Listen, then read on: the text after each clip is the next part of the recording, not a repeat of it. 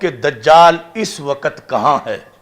15-16 کتابیں جو حدیث کی ہیں، سب میں وہ حدیث موجود ہے جو اس وقت میں نے رکھی، ویسے تو سینکڑوں کتابوں میں ہے۔ یہ صحیح مسلم شریف کے اندر کتاب الفتن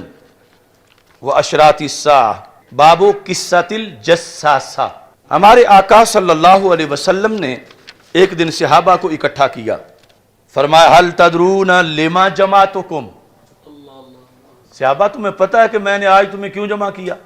تو صحابہ کرام رضی اللہ تعالی عنہم ان کا جواب یہ تھا، کہتے ہیں اللہ و رسولہ اعلم، اللہ و رسولہ اعلم، یعنی ہمیں کیا پتا، اللہ جانے اور اللہ کے رسول صلی اللہ علیہ وسلم جانے، یعنی بہتر اللہ اور اللہ کے رسول علیہ السلام جانے۔ نبی اکرم صلی اللہ علیہ وسلم نے فرمایا انی واللہ ما جمعتکم لرغبت ولا رہبہ، یعنی عجیب وجہ بیان کی، یہ سارے اجتماعات میں سے منفرد اجتماع تھا۔ سرکار فرماتے ہیں آج میں نے نہ تمہیں رغبہ کے لیے بلایا ہے نہ رہبہ کے لیے بلایا۔ ثم قال، پھر رسول پاک صلی اللہ علیہ وسلم نے فرمایا لیکن جمعتکم، لیکن میں نے آج تمہیں جمع کیا ہے دجال کے موضوع پہ بات کرنے کے لیے۔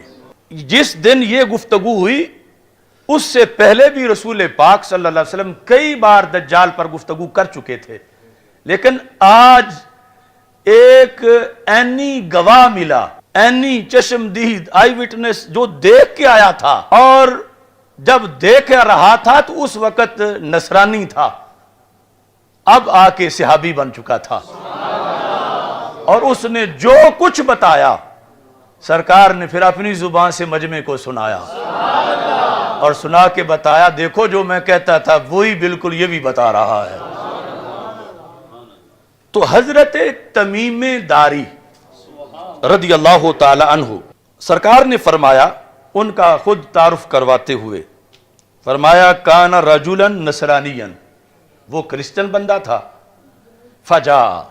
وہ آیا ہے، واسلم، اور اس نے اسلام قبول کر لیا ہے، وحدثنی حدیثا وافق الذی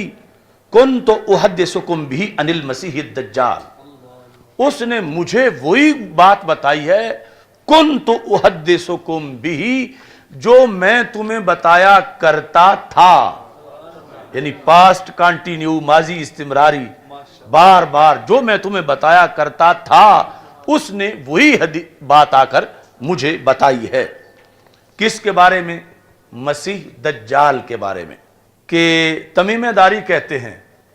انہ راکب فی سفینۃ بحریہ، وہ ایک بحری جہاز میں، اس جہاز میں وہ بیٹھے تھے، ما 30 رجلا من لخم، اور 7 لخم قبیلے کے 30 بندے تھے، وجزام، اور جزام قبیلے کے، یہ خود ہیں حضرت تمیم داری رضی اللہ تعالیٰ عنہ، اور 30 اور بندے بھی ہیں، ان کی بھی ملاقات دجال سے ہوگی، اور یہ جو 30 ہیں یہ لخم اور جزام کے ہیں۔ فلائب بہم الموج شہرا فی البحر، دوران سفر رستہ بھول گئے، یا اتنی طغیانی تیز تھی کہ اس جہاز کو کنٹرول کرنا یا اپنے راہ پہ رکھنا ان کے بس میں نہ رہا، اور کہیں سے کہیں پہنچ گیا، 1 مہینہ یہ اسی میں موجود رہے، یعنی کوئی جو بھی انہوں نے سامان کھانے کا رکھا ہوا تھا اس میں، مہینہ تک انہیں پتہ ہی نہیں چلتا تھا کہ ہم نے جانا کس طرف ہے، یعنی اتنا دور پانیوں میں وہ جہاز ان کو لے کے چلتا پھرتا رہا۔ بالآخر مہینے کے بعد ایک جزیرے کے پاس ان کا جہاز پہنچا، یعنی جہاں سمندر کے اندر تھوڑی سی انہیں خشک جگہ نظر آئی، تو وہاں جس وقت یہ پہنچے، فَأَرْفَوْا إِلَى جَزِيرَةٍ حِينَ تَغْرُبُ الشَّمْسِ، سورج غروب ہونے کا وقت تھا، اور یہ مہینہ اپنے وطن سے دور اس جزیرے کے پاس یہ پہنچے، اور یہ گفتگو سرکار صحابہ کے سامنے فرما رہے ہیں. یعنی ہمارے لیے اس لیے اس کا ایک حرف قطعی ہے کہ رسول پاک صلی اللہ علیہ وسلم نے اس کو خود بیان کیا، ہم نے تو سرکار کے لفظوں کو دیکھنا ہے. فَجَلَسُوا فِي أَقْرُبِ السَّفِينَةِ، یہ اقرب اور اقرب دو طرح پڑھا جا سکتا ہے. تو اس طرح آج بھی ہے کہ بڑے جہازوں میں پھر چھوٹی چھوٹی کشتیاں بھی رکھی جاتی ہیں کہ کہیں حادثہ ہو تو ان کو استعمال کر لیا جائے. تو جزیرے کے قریب جا کر، یعنی آگے جب جہاز کا مزید قریب ہونا، پانی گہرا نہ ہونے کی وجہ سے مشکل ہوا، تو چھوٹی کشتیوں میں بیٹھ کر یہ جزیرے میں داخل ہوئے. فَلَقِيَتْهُمْ دَابَّةٌ، جب یہ جزیرے میں داخل ہوئے تو سامنے ایک جانور کھڑا تھا، احلب، جس کے بال بڑے موٹے موٹے تھے. وہ کثیر الشعر تھا. لا یدرون ما قبلہ من دبرہ، یعنی اتنے زیادہ بال تھے کہ یہ پہچاننا مشکل تھا کہ اس کا اگلا پاسا کون سا ہے اور پچھلا کون سا ہے، منہ کدھر ہے، اس کی پشت کدھر ہے. یعنی اتنے اس جانور پر بال تھے، لیکن بولی انسانی بولتا تھا. اور اس کا باقاعدہ قرآن میں ہے، اس کو دابۃ الارض کہتے ہیں، اس کا قرآن میں ذکر ہے. تو یہ دابۃ الارض وہاں موجود تھا. صحابہ کرام رضی اللہ تعالی عنہم نے جب اس کو دیکھا کہ یہ عجیب چیز ہے، اس جیسا آگے کبھی جانور دیکھا نہیں، قالوا ویلک ما انت، انہوں نے کہا تو تباہ ہو جائے، تو ہے کیا؟ ما انت قالت انا الجساسہ، اس نے کہا میں جساسہ ہوں، میرا نام جساسہ ہے. جساسہ جاسوس، یعنی میں دجال کی خبر دینے والی ہوں، میں جساسہ ہوں. یہاں پھر یعنی دو طرح کی حدیثیں ہیں کہ دوسری حدیث میں ہے کہ جب صحابہ نکلے تو آگے ایک عورت کھڑی تھی جزیرے میں، اور اس میں ہے کہ یہ دابۃ الارض تھا. تو تطبیق جو ہے وہ یہ کی کہ یعنی وہ دجال کے دو ذرائع تھے، ایک وہ عورت وہ علیحدہ ہے اور یہ دابۃ الارض علیحدہ ہے. اب یہ کوئی قصہ کہانی نہیں، یہ زبان رسالت سے بیان ہونے والا ہے. تو رسول اکرم صلی اللہ علیہ وسلم ارشاد فرماتے ہیں، ان سے گفتگو میں کہا انطلقوا الی ھذا الرجل فی الدیر، کہ یہ جو جزیرہ ہے اس کے اندر ایک گرجا ہے، اس گرجے میں ایک انسان ہے اور وہ تمہارا انتظار کر رہا ہے. انطلقوا، تم اس کی طرف چلو، اس گرجے کے اندر ایک انسان ہے. اور ساتھ یہ کہا فَإِنَّهُ إِلَىٰ خَبْرِكُمْ بِالْأَشْوَاقِ، اسے بڑا شوق ہے کہ تو اس سے بات کرے. یہ پھر یعنی چونکہ اس کے ریلیشن تھے اس کے ساتھ، دابۃ الارض تھا، کہ اسے یعنی یہاں بڑی دیر ہو گئی ہے اور اسے کچھ خبریں چاہیے ایک علاقے کی، اور وہ مجھے کہتا رہتا ہے کہ کوئی بندے آئیں کہیں سے تو مجھے ملاؤ. اسے بڑا شوق ہے کہ وہ کوئی انسانوں سے ملاقات کرے. تو تم آ گئے ہو، تم اس کے پاس یہاں گرجے کے اندر داخل ہو جاؤ. صحابی حضرت تمیم داری کہتے ہیں رضی اللہ تعالیٰ عنہ، لما سمت لنا رجلا فرقنا منہا، جب اس نے یعنی ایک تو ویسی وہ ڈرونی سی چیز تھی اور بولی انسانی تھی، اور جب اس نے آگے یہ کہا کہ گرجے میں ایک بیٹھا ہوا ہے اور وہ تمہیں ملنا چاہتا ہے، تو ہمیں اس سے ڈر آیا. یہ جو خبر دینے والا جانور تھا، کہتے ہیں فرقنا منہا، ہم اس سے ڈر گئے، ان تکون شیطانہ، کہ کہیں یہ جن نہ ہو. شیطانہ کا اطلاق مؤنث جن پر، کہ یہ جو جانور ہمیں نظر آ رہا ہے یہ کوئی جن ہے، یعنی اس طرح کی عجیب و غریب یہ باتیں کر رہا ہے کہ انہیں ہمارا شوق ہے اس کو اور ادھر جا کے ملو. فانطلقنا سراعا، تو ہم نے یعنی جلدی جلدی اسے چھوڑا کہ یہ پتہ نہیں کیا مصیبت ہے، ہم ادھر جاتے ہیں جہاں کوئی انسان ہے اندر گرجے میں. حتی دخلنا الدیر، یہاں تک کہ ہم اس گرجے میں داخل ہو گئے. فَإِذًا فِيهِ أَعْظَمُ إِنسان رَأَيْنَاهُ، ہم نے آج تک اتنے بڑے جثے والا انسان نہیں دیکھا تھا جتنا اس جزیرے کے اس گرجے کے اندر تھا، جس جزیرے میں ہم مہینہ سفر کرنے کے بعد پہنچے تھے اور ہمیں پتہ نہیں تھا کہ محل وقوع کیا ہے۔ اتنا بڑا اس کا جثہ تھا، اور پھر یہ ذہن میں رکھو کہ یہ سب کچھ سرکار صلی اللہ علیہ وسلم صحابہ کے سامنے بیان کر رہے ہیں۔ اس کا جسم مضبوط بھی بڑا تھا، اس حالت میں تھا یعنی آزاد نہیں تھا، وہاں پر جکڑا ہوا تھا۔ مجموعتن یادہ الی عنقہ، اس کے یہ جو ہاتھ ہیں گردن پر پیچھے باندھے ہوئے تھے۔ ما بین رکبتیہ الی کعبیہ بالحدید، اس کے گھٹنوں سے لے کر ٹخنوں تک ساری اس کی جو پنڈلیاں تھیں وہ بیڑیوں سے بھری ہوئی تھیں، یعنی صرف ایک بیڑی سے نہیں ڈالی گئی تھی، بہت طاقتور تھا، اور اس کو گھٹنوں سے لے کر ٹخنوں تک لوہے کی زنجیروں میں جکڑا ہوا تھا، اور اس کے ہاتھ جو ہیں وہ بھی گردن پر باندھے ہوئے تھے۔ فقال اخبرونی عن نخل بیسان، پھر ان سے گفتگو جب شروع ہوئی تو یہ پھر جا کے انہوں نے کہا تو کیا بڑا ہے، تو اپنا کوئی تعارف کروا۔ تو اس نے یہ کہا مجھے چھوڑو، مجھے کچھ سوالوں کے جواب دو۔ اس نے پھر 4 سوال کیے، حضرت تمیم داری رضی اللہ تعالیٰ عنہ نے وہ چاروں سوال رسول پاک صلی اللہ علیہ وسلم کے سامنے بیان کیے۔ اس طرح ذکر ہے، کہتے ہیں قلنا ویلک ما انت، ہم نے اسے کہا تو تباہ ہو جائے، تو کون ہے، یعنی جیسے پہلے وہ دابا کو کہا تھا۔ ویلک ما انت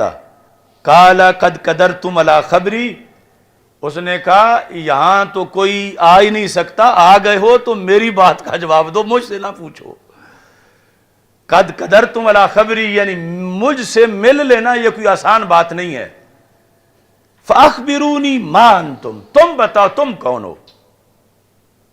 دجال نے آگے سے ان سے سوال کر دیا، اور یہ حدیث رسول صلی اللہ علیہ وسلم میں بیان ہو رہا ہے۔ انہوں نے جواب دیا قالوا نحن اناس من العرب، ہم عرب لوگ ہیں، رکبنا فی سفینۃ بحریہ، ہم ایک کشتی میں بحری سفینے میں بیٹھے تھے، فصادفنا البحر حین اغتلم فلعب بنا الموج شہرا، سمندر میں طغیانی آئی اور ہم رستہ بھٹک گئے، اور 1 مہینہ موجیں ہمیں چکر دیتی رہیں، اور اس کے بعد ہم اس جزیرے کے پاس پہنچے۔ فقال، اس نے کہا چلو مجھے بتاؤ، یہ پہلا سوال ہے، اخبرونی عن نخل بیسان، مجھے بیسان جگہ میں جو کھجوروں کے باغات ہیں ان کے بارے میں خبر دو۔ اب یہ سارے سوالات جو ہیں یہ سرزمین فلسطین کے بارے میں ہیں، یعنی چونکہ پرانا جو جغرافیہ تھا، شام کا اطلاق اردن اور یہ جو فلسطین، لبنان، اس پورے ایریے پہ ہوتا تھا، تو اس ایریے کے لحاظ سے سوالات تھے، اور پھر خصوصی طور پر رسول پاک صلی اللہ علیہ وسلم کے لحاظ سے اس کا سوال تھا۔ اس نے کہا بیسان کے بارے میں مجھے بتاؤ، یعنی یہ آج جغرافیے میں باقاعدہ یہ جگہ نامزد ہے، پہچانی جاتی ہے، میرے پاس اس کی تصویر بھی ہے، اور عربی جو اس وقت کے عرب ہیں انہوں نے کتابوں میں وہ تصویر چھاپی ہوئی ہے کہ یہ پوچھا تھا دجال نے اس وقت حضرت تمیم داری رضی اللہ تعالیٰ عنہ سے، بیسان، یہ لفظ آپ بھی پکا لیں سین کے ساتھ، بیسان کے بارے میں بتاؤ مجھے۔ اس سے کہا بیسان کے بارے میں تم کیا پوچھنا چاہتے ہو، یعنی بیسان کے بارے میں سوال کے کئی مطلب ہو سکتے ہیں، تم کو کیا چیز تمہیں مطلوب ہے کہ بیسان کا ہم کیا بتائیں تجھے، مجھے یہ بتاؤ حل تثمر، کیا وہاں کھجوریں پھل دے رہی ہیں؟ بیسان کے باغ کے جو کھجوریں ہیں مجھے یہ مطلوب ہے کہ کیا وہ پھل دے رہی ہیں؟ قلنا نعم، تو ہم نے کہا ہاں ان کو پھل ہے، یعنی ہم جانتے ہیں اس علاقے کو، وہ کھجوریں پھل دے رہی ہیں۔ قال، اب اس نے اس پر تبصرہ کیا، کہتا ہے تبصرے کے اندر انہا توشکو اللہ تثمرا، قریبی وہ وقت آئے گا وہ کھجوریں پھل دینا بند کر دیں۔ یہ جو سوال ہے اصل میں وہ جکڑا ہوا اپنے لیے کہ میں نکلنے کا وقت جو اسے معلوم تھا، ان میں سے ایک نشانی یہ تھی کہ جب بیسان کے کھجور کے درخت بانجھ ہو جائیں گے اور کھجوریں نہیں لگیں گی تو وہ میرے نکلنے کا وقت ہوگا کہ میں جزیرے سے اس جہاں باندھا ہوا ہوں میں یہاں سے نکل سکوں۔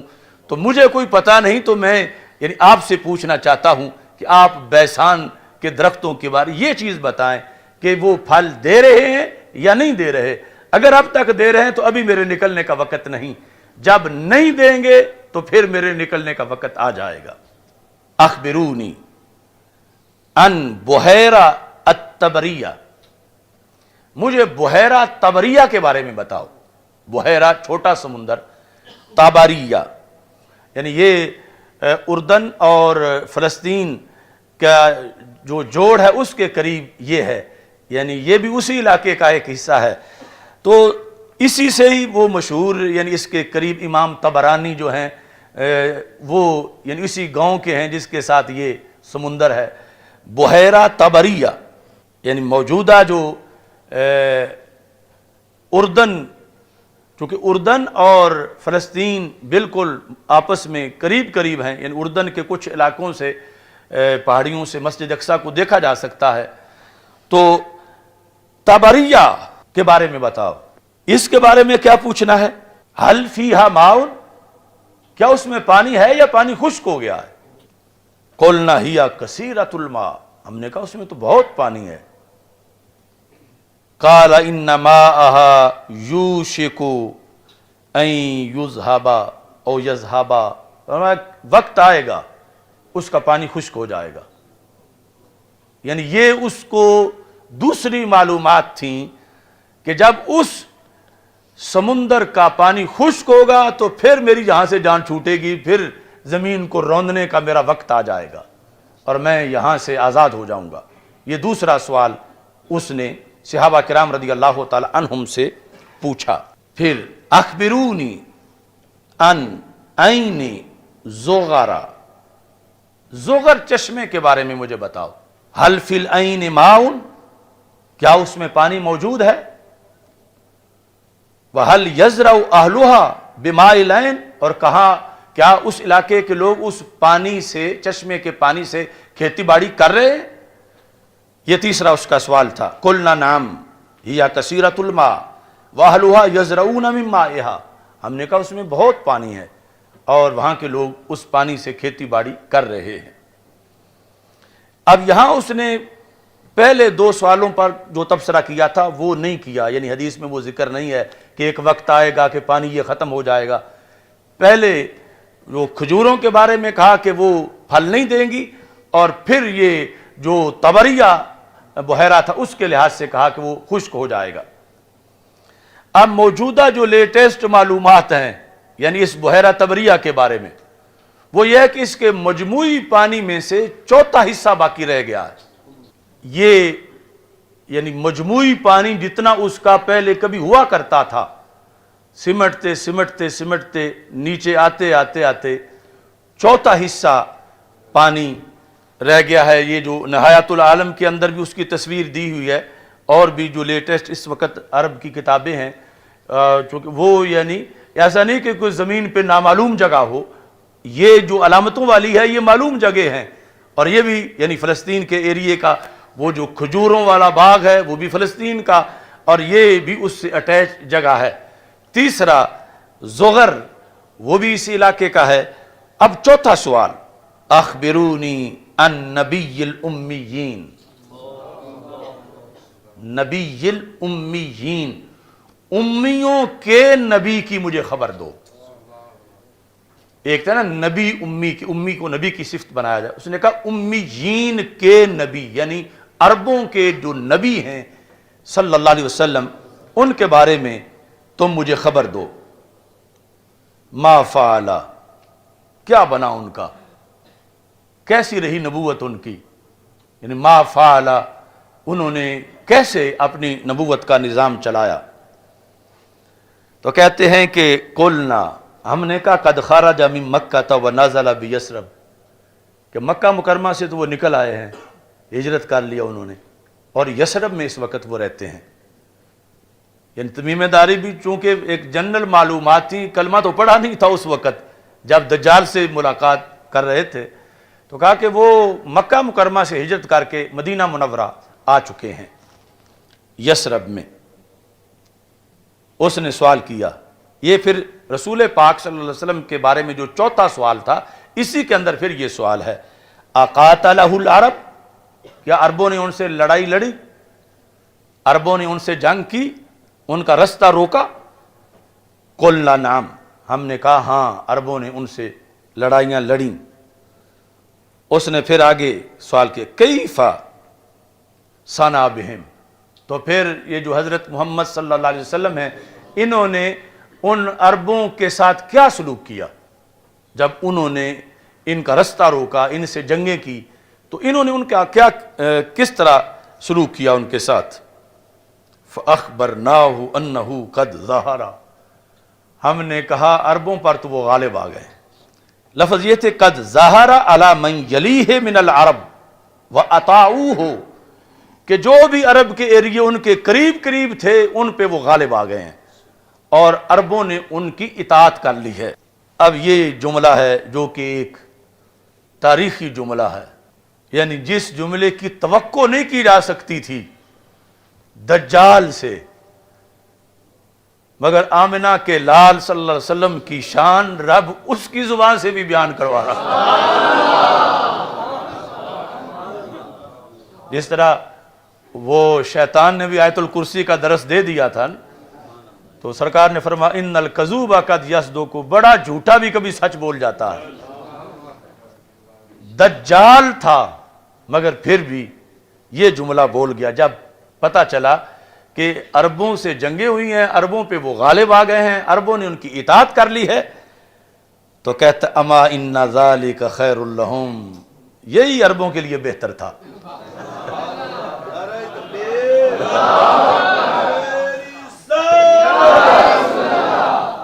ان ذالک خیر لہم ان یطیعوہ، کہتا ہے ورنہ ان سب کا بھٹتا ہو جانا تھا اگر اطاعت نہ کرتے، تو یہ ان کے لیے بہتر تھا کہ انہوں نے اطاعت کر لی ہے۔ اور ویسے بھی یعنی جو ویسے کامیابی ہے آخرت کے لحاظ سے وہ بھی یحتمل انہ من باب الصرف صرفہ اللہ تعالی عن الطعن فیہ والتکبر علیہ کالمغلوب علیہ والماخوذ علیہ فلا یستطیع ان یتکلم بغیرہ تائیدا لنبیہ صلی اللہ علیہ وسلم۔ فرمایا یہ رب کا تصرف تھا کہ اتنا بڑا متکبر کہ جو کہ کہے گا میں اللہ ہوں، میں رب ہوں، رب نے اس کو بھی سرکار کے سامنے جھکا دیا کہ اس جزیرے کے اندر بھی جہاں بظاہر سرکار کا کوئی غلام نہیں ہے کہ وہ سرکار کی توہین نہ کر سکے اور سرکار پر تنقید نہ کر سکے، یہ رب نے اس کا دل پھیر دیا کہ اگرچہ وہ جو بھی تھا لیکن اس جگہ اس نے یہی کہا کہ عرب اچھے رہے ہیں جو انہوں نے رسول پاک صلی اللہ علیہ وسلم کی اطاعت کر لی ہے۔ اب اس نے کہا چلو میں اپنا بھی بتا دیتا ہوں، وَإِنِّي مُخْبِرَكُمْ أَنِّي، میں تمہیں اپنا بتاؤں میں کون ہوں؟ کہتا انی انا المسیح، یعنی اس نے کہا کہ میں ہوں مسیح، یعنی خود تو اپنے آپ کو دجال نہیں کہتا تھا، یعنی اس نے صرف مسیح کا لفظ بولا اپنے بارے میں، انی انا المسیح، یعنی مسیح دجال، میں وہ دجال ہوں، مسیح دجال۔ وَإِنِّي یوشک ان یؤذن لی فی الخروج، وقت تھوڑا ہی رہ گیا ہے مجھے نکلنے کی اجازت دی جائے گی۔ یعنی یہ وہ تھوڑا مطلب یہ ہے کہ صدیاں بیت گئیں اس کو اس جزیرے میں، اس گفتگو کے وقت تک بھی،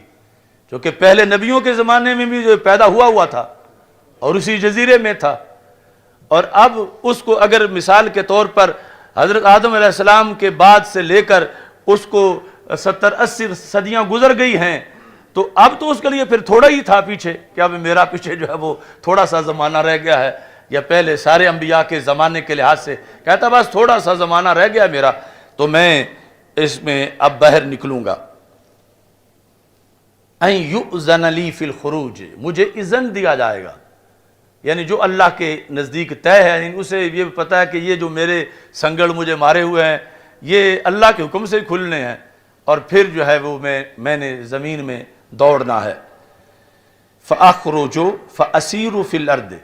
میں زمین میں سیر کروں گا۔ فلا ادعو قریۃ الا حبتھا فی 40 لیلۃ، 40 راتوں میں پوری زمین کور کر جاؤں گا۔ کوئی ایک بستی بھی ایسی نہیں ہے غیر مکہ و طیبہ، مکہ مکرمہ اور مدینہ منورہ کے سوا، یعنی یہ اس کو بھی معلومات پوری تھیں اس وقت بھی کہ جو اس کے ساتھ ہونا ہے جب اس نے آنا ہے، جو سرکار دو عالم صلی اللہ علیہ وسلم پہلے صحابہ کو بتا چکے تھے۔ کہتا ہے کہ میں فلا ادعو قریۃ، میں کوئی بستی نہیں چھوڑوں گا، نکرہ تحت النفی، ہر بستی میں جاؤں گا، ہر بستی جاؤں گا سوائے مکہ مکرمہ کے اور مدینہ منورہ کے۔ وہ کیسے ہیں؟ کہتا ہما محرماتان علیہ، وہ دونوں مجھ پہ حرام ہیں، ان کا میں بھی احترام کروں گا، ادھر میں نہیں اندر داخل ہو جاؤں گا، میں باہر رہوں گا۔ کہتا کلما اردت ان ادخل واحدا، حرمین میں سے جس حرم میں بھی میں داخل ہونے کا ارادہ کروں گا، ویسے جائے گا تو ضرور، اس کا ذکر بھی سرکار دو عالم صلی اللہ علیہ وسلم نے فرمایا کہ وہ احد کے پیچھے ایک پہاڑ ہے جہاں آ کر وہ ڈیرا لگائے گا، اور اتفاق سے اس کے لیے ایک محل بھی وہاں بنا دیا گیا ہے اس کی آمد سے پہلے۔ تو وہاں جا کر کہتا ہے کہ جب بھی میں پھر ارادہ کروں گا دن رات میں 24 گھنٹوں میں کہ میں اندر داخل ہو جاؤں، تو پھر کلما اردت ان ادخل واحدا منہما استقبلنی ملک بیدہ السیف سلطا، تو آگے فرشتہ کھڑا ہوگا اور اس کے ہاتھ میں تلوار وہ ہوگی جو نیام سے باہر ہوگی، تو اس واسطے میں پیچھے ہٹ جاؤں گا، کیونکہ اگر آگے گیا تو فرشتہ تلوار مار کے میرا خاتمہ کر دے گا۔ تو یہ سیکورٹی ہے مدینہ منورہ کی اور مکہ مکرمہ، یعنی کہاں یہ نظام اور کہاں آج کے لولے لنگڑے سائنسدان اور ان کے ماننے والے، کون سی ٹیکنالوجی فضاؤں پہ پہرا دے سکتی ہے کہ دجال مانتا ہے کہ مدینہ مدینہ ہے، مکہ مکہ ہے، یعنی یہ نہیں کہ کوئی چوکیاں نیچے بنا کے فورس کھڑی ہوگی اندر نہیں داخل ہونا، پاسپورٹ چیک کراؤ۔ دجال جیسا جو اتنا بڑا شیطان، اتنا بڑا مکار اور خود اپنے آپ دجال، اس کے پاس کوئی ایسی چال نہیں کہ اندر داخل ہو سکے۔ فرشتے جو ہیں وہ ضرور تاڑ لیں گے اس کو، اور تان لیں گے پھر اگر آ گیا سامنے تو۔ یہ کہتا ہے یسدنی عنہا، وہ مجھے روک لیں گے، یعنی یہ جزیرے میں بند اس وقت بھی اسے یہ پتا تھا، اور اتفاق سے یہ ساری باتیں رسول پاک صلی اللہ علیہ وسلم پہلے صحابہ کو بتا چکے تھے، اور اب سرکار خوش ہو رہے تھے، دیکھو صحابہ جو میں نے کہا تھا وہی بات نکلی ہے نا، کہ یہ تمیم داری نے اس سے سن کے آ کر بتائی ہے جو میں ادھر تمہیں بتاتا تھا، یعنی میری معلومات، یہ سرکار کو خوشی ہے کہ، اور یہ دعویٰ کیا، فرمایا کسی نبی نے دجال کے بارے میں وہ کچھ نہیں بتایا جو میں نے بتایا ہے۔ پھر کہتا وَإِنَّ عَلَى كُلِّ نَاقَبٍ مِّنْهَا مَلَائِكَةٌ، یہ جو انتظام ہے نا کسی ایک گیٹ پر نہیں، مدینہ منورہ کے ہر داخلی رستے پر یہی ہے شرع۔ کل نقب، جس طرح یہ اردو میں نقب لگانا، تو یعنی داخلے کے لیے جو بھی کوئی گیٹ ہے اس پر یہ صورتحال ہے۔ ملائکہ یحرسونہا، جو گارڈ ہیں وہاں پر حفاظت کر رہے ہیں، وہ مجھے آگے نہیں جانے دیں گے۔ جب رسول پاک صلی اللہ علیہ وسلم نے یہ حدیث بیان کی تو سرکار بیٹھے ہوئے تھے منبر پر، تو صحابہ جو ہیں وہ لفظوں کی ویڈیو بناتے تھے۔ تو صحابہ کہتے ہیں کہ جس وقت رسول پاک صلی اللہ علیہ وسلم اس جگہ اس بیان تک پہنچے، قال رسول اللہ صلی اللہ علیہ وسلم، اور آگے جملہ حالیہ ہے، کہا نبی اکرم صلی اللہ علیہ وسلم نے، اور حال یہ ہے کہ سرکار کیا کر رہے تھے، وَتَانَ بِمِخْصَرَتِهِ فِي الْمِنْبَرِ، سرکار نے اس حال میں کہ اپنا عصا منبر پہ مارا اور فرمایا کوئی عام بات نہیں، طیبہ طیبہ ہے۔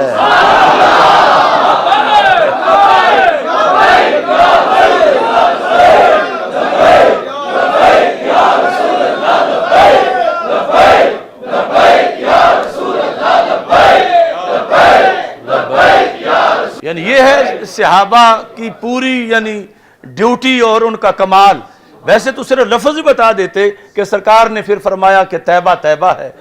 لیکن کہتے ہیں کہ سرکار نے اپنا عصا منبر پہ مار کے فرمایا ہاذہ طیبہ ہاذہ طیبہ ہاذہ طیبہ، یعنی 3 بار رسول پاک صلی اللہ علیہ وسلم نے فرمایا یہ میرا دار الہجرت، یہ طیبہ ہے، دجال کیسے داخل ہو سکے۔ یعنی یہ رسول پاک صلی اللہ علیہ وسلم نے منبر پہ اپنا عصا مار کے، مخصرہ یہ عصا ہے منبر پہ، یعنی اس سے بھی پتہ چلا کہ عصا ہاتھ میں ہونا اور پھر تقریر میں مار بھی لینا اس کو منبر پہ، یا پھر مکہ ہی مار لینا اس طرح، یعنی یہ اسی کا بعض نے یعنی مکہ کے ساتھ بھی ترجمہ کیا، لیکن جو زیادہ شارحین ہیں انہوں نے عصا کے ساتھ کیا کہ رسول پاک صلی اللہ علیہ وسلم نے منبر کی جانب میں اس طرح مارا، اور مار کے سرکار نے فرمایا ہاذہ طیبہ ہاذہ طیبہ ہاذہ طیبہ، یعنی تاکید کے لیے 3 بار رسول پاک صلی اللہ علیہ وسلم نے یہ ارشاد فرمایا۔ اب جس وقت یہاں پہنچے فقالا، تو رسول پاک صلی اللہ علیہ وسلم نے فرمایا الا هل كنت حدثتكم، بتاؤ یہی میں بیان کرتا تھا نا تمہارے سامنے، الا هل كنت حدثتكم، كنت حدثت ماضی استمراری، یہی میں کہا کرتا تھا نا تمہیں، یہی میں حدیث بیان کرتا تھا۔ فقال الناس نعم، تو سب نے کہا ہاں بالکل یا رسول اللہ صلی اللہ علیہ وسلم۔ تو رسول اکرم صلی اللہ علیہ وسلم نے فرمایا انہو فی بحر الشام او بحر الیمن لا بل من قبل المشرق، فرمایا وہ جزیرہ وہ بحر شام میں ہے، یعنی بڑا عجیب انداز ہے، یعنی بیان کرتے کرتے سرکار پھر حکمت کے تحت مبہم کر گئے۔ کس طرح؟ فرمایا وہ بحر شام میں ہے یا بحر یمن میں ہے، یہاں پہنچ کر رسول اکرم فرماتے ہیں نہیں بلکہ وہ مشرق کی طرف ہے۔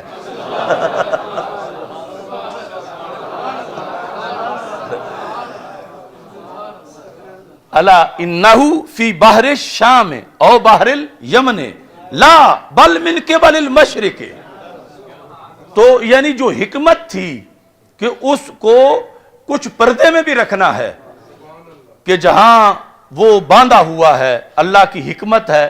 کہ وہ چھپی ہوئی جگہ ہے۔ تو اس لحاظ سے یعنی اگرچہ آج دنیا بڑی ایڈوانس ہو چکی ہے تو ایسے جزیرے ابھی تک ہیں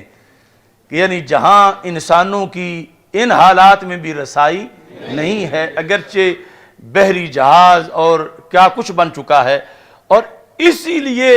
یعنی کچھ ایسی چیزیں ہیں ریکارڈ پر کہ کچھ جہاز اڑے اور پھر ملے نہیں واپس، گرے کہاں تھے کہاں پہنچے کہاں، یعنی کچھ بحری جہاز اور کچھ ہوائی جہاز، یعنی اس لیٹسٹ دنیا کے اندر بھی آج بھی یعنی ایسا کوئی ماحول معاملہ ہے کہ جہاں وہ گم ہیں، اور وہ بحر ہے کہ جس کے اندر وہ جزیرہ ہے جس کے اندر دجال جو ہے وہ